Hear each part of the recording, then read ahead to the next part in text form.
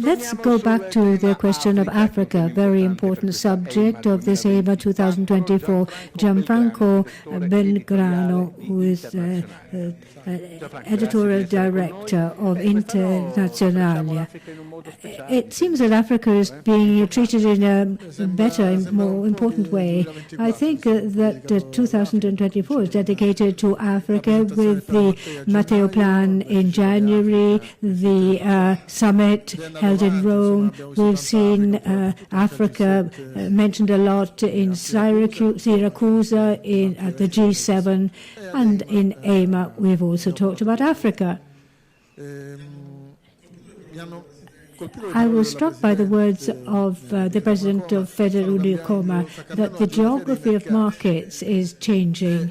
And this new geography of the markets is important for people who produce machinery, agricultural machinery, the Southeast Asia and Africa, two areas which are growing demographically, Southeast Asia more strongly and more developed than Africa. Africa presents as a new entry, the new continent that is going to have to develop farming in a modern way, but especially to meet the requirements of a population growth. It will be growing very, very strongly. And this is the continent which has the largest percentage of untilled land, arable land, which is not yet tilled.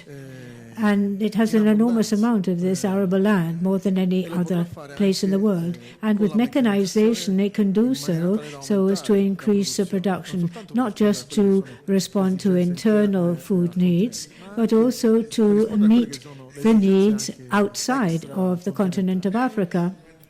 And this is obviously an opportunity for African countries, but also for machine manufacturers like Italy. Can we go back to the Matteo Plan and explain it? We talked about the Matteo Plan in our conference, and it's a strategy which has been developed by Italy to approach Africa in a different way. And the approach must be a winning approach for both parties, for the African continent on the one hand and for Italy on the other. And it wants to open the way and link in to European action of a different kind of Europe. Obviously, within the context of Europe, this Italian thrust can really be all-important. We also have to be careful about competitors. Our mechanization must be better than that of the Chinese, for example, because we have to say that we have to be very good at innovation, but we're not the only people good at that. There is competition. Indians, Turkish country, South Americans, and they're very good, and they've been present in Africa for years.